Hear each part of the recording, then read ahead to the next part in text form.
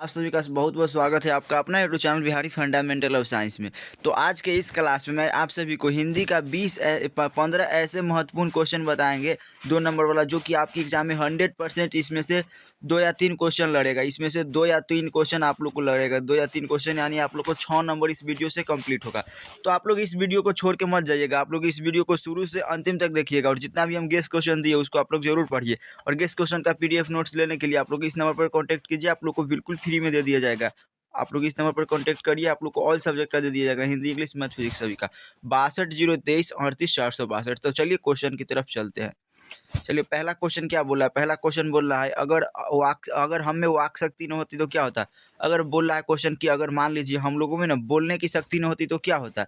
तो इसको उत्तर देना है कि अगर हम में वाक शक्ति न होती तो यह समस्त सृष्टि या अगर हमें वाक शक्ति न होती तो यह पूरी सृष्टि गूंगी प्रतीत होती।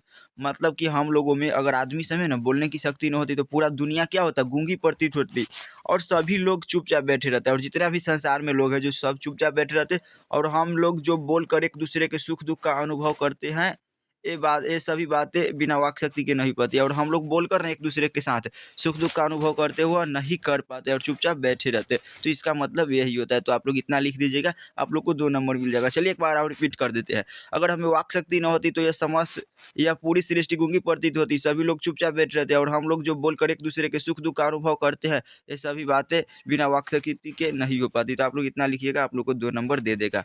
उसके बाद सेकेंड नंबर क्वेश्चन है, जब तक मनुष्य बोलता नहीं तब तक उसका गुण दो उसके व्यक्तित्व का कौन सा पक्ष प्रकट नहीं होता। 2024 में पूछा है और 26 में भी पूछ सकता है। तो इसमें आप लोग को लिख दे रहा है कि जब तक मनुष्य बोलता नहीं तब तक उसका गुण दोष प्रकट नहीं होता है। इतना लिख दीजिएगा, आप लोग को 2 नंबर मिल जाएगा। तो आप लोग इतना लिख दीजिएगा कि जब तक मनुष्य बोलता नहीं तब तक उसका गुण दोष प्रकट नहीं होता।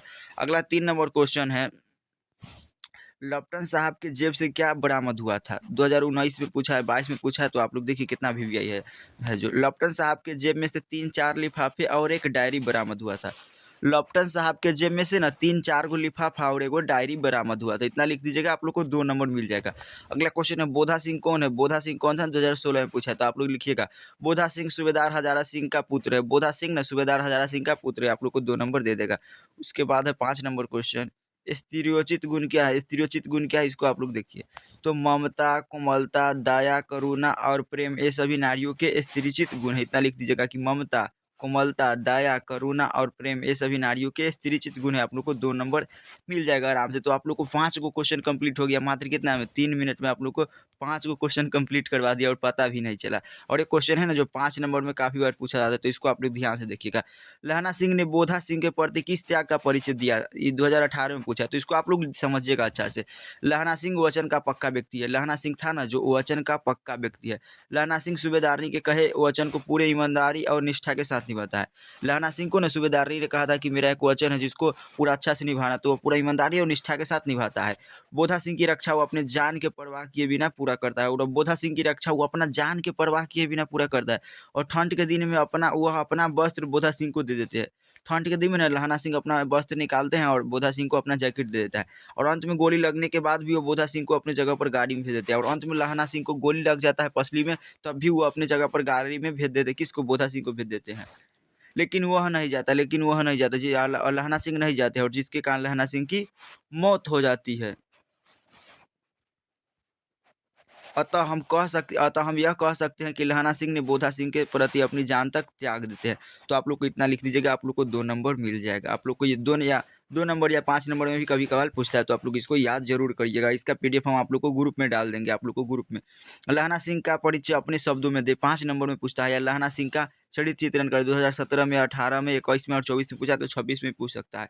लहना सिंह का परिचय अपने शब्दों में दे या चरित्र चित्रण कर, यह क्वेश्चन है जो काफ़ी बार पूछा गया। तो यह 2026 में भी आ सकता है, 26 में भी आ जाएगा। तो आप लोग इस क्वेश्चन को जरूर याद करिएगा। देखिए, लहना सिंह एक वीर सिपाही है। लहना सिंह एक वीर सिपाही है। उसने कहा था कहानी का प्रमुख पात्र या नायक है। उसने कहा था कहानी का प्रमुख पात्र या नायक है। लहना सिंह ही है, क्योंकि कहानी का लगभग घटना लहना सिंह के आसपास ही घटता है। और क्योंकि यहाँ पर ही ना कहानी का घटना होता है, जितना घटना सब लहना सिंह के आसपास ही घटित होता है। वो एक सच्चा प्रेमी है, लहना सिंह है जो एक ट्रू लवर है, यानी सच्चा प्रेमी है। उसे अपना प्रेम नहीं मिलने पर भी उसने प्रेम को सच्चाई से अपने हृदय में बसा रखा है। और लहना सिंह को ना अपना प्रेम नहीं मिलने पर भी ना उसने अपना प्रेम को सच्चाई से हृदय में बसा रखा है। वह एक बहादुर एवं निडर सैनिक है। लहना सिंह एक बहादुर एवं निडर सैनिक है। वह जर्मन सैनिकों से बहादुरी के साथ लड़ता है एवं अपनी साथी सैनिकों की रक्षा के लिए अपने जान को दांव पर लगा देता है। वह वचन का पक्का व्यक्ति है। लहना सिंह था ना जो वचन का पक्का व्यक्ति था, क्योंकि सूबेदारनी ने उससे कही थी, मेरे पति एवं बेटे का रक्षा का जिम्मेदारी आपका है। जिस वचन का पालन उन्होंने मरते दम तक किया था। कौन? लहना सिंह किए थे। तो आप लोग को समझ में आ गया। उसके बाद आप लोग को व्याख्या वाला क्वेश्चन देखते हैं।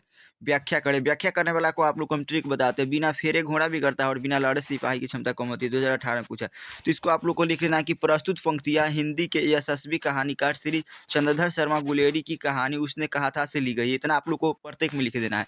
प्रस्तुत पंक्तियाँ हमारे पाठ्य पुस्तक दिगंत भाग 2 के उसने कहा था शीर्षक कहानी से ली गई, जिसके रचयिता लहना सिंह जी है। इतना लिख दीजिएगा। आप लोग को 2 नंबर देगा। उसके बाद लिखिएगा, यह ब्रिटिश सेना में कार्यरत जमादार लहना सिंह की है। उसके शरीर की रंगों में युद्ध करने की आतुरता है। वह चाहता है कि उसके उच्च अधिकारी उसके साथ तैनात सैनिकों को शत्रु पर आक्रमण करने की अनुमति दे। मोर्चे पर निष्क्रिय डटे रहने से वह दुखी है। युद्ध स्थल में बैठे बैठे वह परेशान हो गया। इतना लिख दीजिएगा। 2 नंबर मिल जाएगा। और इसलिए वो कहता है कि बिना फेरे घोड़ा बिगड़ता है और बिना लड़े सिपाही की क्षमता कम हो जाती है। इस प्रकार कहानीकार ने इन पंक्तियों में सैनिक की मानसिकता का सशक्त निरूपण किया। उसकी भुजाएं युद्ध करने के लिए फरकती है और वह अपने शौर्य को प्रदर्शित करना चाहता है। इतना लिख दीजिएगा। 4 नंबर आप लोग को मिल जाएगा। अगला 9 नंबर क्वेश्चन है। 9 नंबर आप लोग 9 नंबर क्वेश्चन को ध्यान से समझिएगा। पुरुष जब नारी का गुण लेता है तब क्या बन जाता है? अगर मान लीजिए कोई पुरुष है, मान लीजिए एक पुरुष है, यह पुरुष है और ये पुरुष है ना, अगर ये नारी का गुण लेगा, नारी का गुण लेगा, नारी का गुण लेगा, तो ये क्या बन जाएगा? जो क्वेश्चन पूछ रहा है। तो आप लोग चलिए क्वेश्चन को समझते हैं।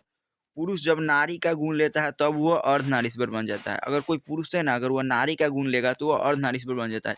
अर्धनारीश्वर शंकर और पार्वती का कल्पित रूप है, जिसमें आधा अंग पुरुष का तथा आधा अंग नारी का होता है। और नारीश्वर के माध्यम से यह बताया गया कि समाज में स्त्री और पुरुष दोनों के अपना स्थान और महत्व है। इतना लिख दीजिएगा। आप लोग को 2 नंबर मिल जाएगा। और नारीश्वर शंकर और पार्वती का कल्पित रूप होता है। अगला 10 नंबर क्वेश्चन है। 10 नंबर क्वेश्चन इंपॉर्टेंट है। यह व्याख्या करने वाला में पूछता है, जिस पुरुष में नारीत्व नहीं अपूर्ण है। 2010 में पूछा है, 12 में, 17 में, 18 में, उसके बाद 23 में। तो क्वेश्चन इंपॉर्टेंट है, 2026 में भी पूछ सकता है। तो इसको आप लोग मत छोड़िएगा। तो इसको आप लोग लिख दीजिएगा। प्रस्तुत पंक्तियाँ रामधारी सिंह दिनकर रचित निबंध अर्धनारीश्वर शीर्षक पाठ से ली गई है। इतना लिखिएगा। आप लोग प्रत्येक चैप्टर में आप लोग को व्याख्या करने वाला में ऐसे ही लिखना है कि प्रस्तुत पंक्तियाँ रामधारी सिंह दिनकर द्वारा रचित निबंध अर्धनारीश्वर शीर्षक पाठ से लिखना है। जिस पाठ का होगा उस पाठ का नाम लिख देना है और जिस राइटर का होगा उसका नाम लिख देना है। और निबंधकार दिनकर जी कहते हैं कि नारी में दया, माया, सहिष्णुता और भीरुता जैसे स्त्रियोचित गुण होते हैं। इन गुणों के कारण नारी विनाश से बची रहती है। दया के कारण देवी कहलाती है। और नारी होती है ना जो दया के कारण देवी कहलाती है। भीरुता के कारण अनावश्यक विनाश से बच जाती है। यदि इस गुण को पुरुष अंगीकार कर ले तो पुरुष के पौरुष में कोई दोष नहीं आता और पुरुष नारीत्व से पूर्ण हो जाता है, जो बोलता है। और ममता, दया, सहिष्णुता एवं सेवा भाव यह सभी गुण यदि पुरुष में आ जाए तो उसके साहस, शक्ति, पराक्रम इन गुणों की छाया से निखार उठेगा। प्रकृति ने नारी को समान बनाया है पर गुणों में अंतर है। निबंधकार नारीत्व के लिए एक महान पुरुष गांधी जी का उदाहरण देते हैं कि गांधी जी ने अंतिम दिनों में नारीत्व की साधना की थी। इतना लिख दीजिएगा। आप लोग को 5 नंबर मिल जाएगा। 4 नंबर मिलेगा उस पर। इस प्रकार हम यह कह सकते हैं पुरुष में नारी के गुण आ जाने से उसकी पूर्णता में वृद्धि होती है। आप लोग को 4 नंबर मिल जाएगा व्याख्या वाला प्रश्न में। अगला क्वेश्चन है, मालती के घर का वातावरण आपको कैसा लगा? अपने शब्दों में उत्तर लिखिए। मालती का घर का वातावरण कैसा था इसके बारे में बोला लिखा है। 11 में और 22 में पूछा, तो 24 में भी पूछ 26 में भी पूछ सकता है। तो इसको आप लोग लिखिए कि मालती के घर का वातावरण बोझिल, नीरस तथा निर्जीव सा प्रतीत होता है। मालती के घर का वातावरण बोझिल, नीरस तथा निर्जीव सा प्रतीत होता है। उनके घर के वातावरण में उल्लास, अपनेपन और प्रेम का भाव बिल्कुल भी नहीं था। यानी कि उसके घर में गया था ना तो सब अपने आप से मतलब रखता था, लेखक को कुछ नहीं बोला था। और घर के सभी सदस्य एक निश्चित दौरे पर आधारित जीवन जी रहे थे। घर के सभी सदस्य थे ना जो एक निश्चित दौरे पर आधारित जीवन जी रहे थे। मालती का जीवन उदासी और घुटन से भरा था। मालती का जीवन उदासी और घुटन से भरा था। उसके जीवन में कोई उत्साह या उत्सुकता या जिज्ञासु नहीं था। वो अपना सारा दिन काम करते हुए तथा हर एक छोटे घंटे समय देखते काट लेती है। लेखक को ऐसा लगता है कि वैवाहिक जीवन के बाद मालती का व्यक्तित्व बूझ गया है। इतना आप लोग लिख दीजिएगा। आप लोग को यहाँ से 2 नंबर 5 नंबर जगह मिल जाएगा। अगला क्वेश्चन है, लेखक और मालती के संबंध का परिचय पाठ के आधार पर दे। लेखक और मालती के संबंध का परिचय पाठ के आधार पर दे। तो इसको आप लोग लिखना है। लेखक मालती के दूर के रिश्ते के भाई है। लेखक था ना जो मालती के दूर के रिश्ते का भाई है, किंतु मालती के साथ उसका संबंध सख्य का ही, सख्य का मतलब बचपन से दोस्त थे तो सख्य का ही रहा। वे दोनों बचपन में इकट्ठे खेले, बचपन में ना वे दोनों इकट्ठे खेले हैं, लड़े भी हैं और पीटे भी है। लेखक की पढ़ाई भी मालती के साथ ही हुई है। दोनों के व्यवहार में सदा सख्य की स्वेच्छा एवं स्वच्छता रही है। वे दोनों कभी कभी बड़े छोटेपन के बंधों में नहीं बने। इतना लिख दीजिएगा, आप लोग को 2 नंबर मिल जाएगा। अगला क्वेश्चन है, मालती के पति महेश्वर की कैसी छवि आपके मन में बनती है? कहानी में महेश्वर की उपस्थिति क्या अर्थ रखती है? अपने विचार दे। या मालती के पति महेश्वर का परिचय आप लोग दीजिए। 18 और 22 में पूछा है। क्वेश्चन इंपॉर्टेंट है तो इसको आप लोग याद कर लीजिएगा। आप लोग 16 को क्वेश्चन देंगे और 16 क्वेश्चन है जो क्या इंपॉर्टेंट है। मालती का पति महेश्वर एक पहाड़ी गाँव की सरकारी डिस्पेंसरी में डॉक्टर है। मालती का पति था ना जो सरकारी गाँव में सरकारी डिस्पेंसरी में एक डॉक्टर है और वो ग्रेगरीन नामक बीमारी का इलाज करता है। मालती का पति महेश्वर है जो ग्रेगरीन नामक बीमारी का इलाज करता है। उनका जीवन यंत्रवत है और इनका जीवन क्या था? यंत्रवत था। और रोज सवेरे 7 बजे डिस्पेंसरी चला जाता है और रोज सवेरे 7 बजे डिस्पेंसरी चला जाता था। दोपहर 2 बजे भोजन करने के लिए घर आ जाता था और दोपहर 2 बजे ना भोजन करने के लिए घर चला जाता था और शाम को फिर वह 1-2 घंटे के लिए डिस्पेंसरी जाकर रोगियों को देखता। रोज दिन वही काम, उसी प्रकार के मरीज, वही हिदायत, वही दवाइयाँ। वह स्वयं अपने इस तरह के कार्य से उकताए हुए हैं। कौन? मालती के पति महेश्वर। तो आप लोग के क्वेश्चन समझ में आ गया। अगला क्वेश्चन है 14 नंबर, भगत सिंह के अनुसार देश को कैसे युवकों की आवश्यकता है? 2018 में पूछा है तो आप लोग को लिख देना है इसका। तो भगत सिंह के अनुसार ना देश को पढ़े लिखे ऊर्जावान युवकों की आवश्यकता है। इतना लिखिएगा। वो कहते हैं कि युवकों को अपनी देश की समस्या को समाप्त करने के लिए हर मुसीबतों का सामना करने का हिम्मत होनी चाहिए। देश की भलाई के लिए अपनी जीवन भी कुर्बान करना पड़े तो कोई अफसोस नहीं होना चाहिए। इतना लिखिएगा, आप लोग को 2 नंबर मिल जाएगा। अगला क्वेश्चन है, आंदोलन के नेतृत्व के संबंध में जयप्रकाश नारायण के क्या विचार थे? आंदोलन का नेतृत्व वे किस शर्त पर स्वीकार करते? तो आप लोग इसको समझिए। आंदोलन के नेतृत्व के संबंध में जयप्रकाश नारायण का यह विचार था कि सबकी सलाह ली जाएगी। मतलब जयप्रकाश नारायण कहते थे ना आंदोलन के समय कि सबकी सलाह ली जाएगी और सबकी बातें सुनी जाएगी, छात्रों की बात अधिक सुनी जाएगी, छात्रों की बात अधिक सुनी जाएगी और जितना भी समय होगा उनके साथ बिताया जाएगा। सभा में जितना लोग आए थे ना उनका सभी का बात सुना जाएगा और छात्रों का बात अधिक सुना जाएगा और उनके साथ समय भी दिया जाएगा और समय बिताया जाएगा। जन संघर्ष की समिति की बात सुनी जाएगी और समझी जाएगी, पर फैसला मेरा ही होगा। सबको इस फैसले को मानना होगा। कौन बोलते हैं? या बोलते हैं जयप्रकाश नारायण जी। अतः जयप्रकाश नारायण का साफ साफ कहना था कि आंदोलन का संचालन सबकी सलाह से होगा, पर अंतिम फैसला उनका ही होगा ताकि आंदोलन सफल हो सके। तो आप लोग इतना लिख दीजिएगा, आप लोग को मिल जाएगा। और इसे क्वेश्चन है ये 16 नंबर क्वेश्चन, ये बहुत ज़्यादा इंपॉर्टेंट है। 16 नंबर क्वेश्चन है जो 5 नंबर में पूछता है तो इसको आप लोग देख लीजिए। भ्रष्टाचार की जड़ क्या? भ्रष्टाचार की जड़ क्या है? क्या आप जेपी से सहमत है? इसे दूर करने के लिए क्या सुझाव देंगे? तो आप लोग इसको समझिए। भ्रष्टाचार की जड़ सरकार की गलत नीति है। भ्रष्टाचार की जड़ सरकार की गलत नीतियाँ है और इन गलत नीतियों के कारण भूख है, महंगाई है, भ्रष्टाचार है। कोई काम नहीं जनता का निकलता है बगैर रिश्वत दिए। सरकारी दफ्तरों में, बैंकों में, हर जगह टिकट लेना है, उसमें जहाँ भी हो रिश्वत के बगैर काम नहीं जनता का होता। हर प्रकार के अन्याय के नीचे जनता दब रही है। शिक्षा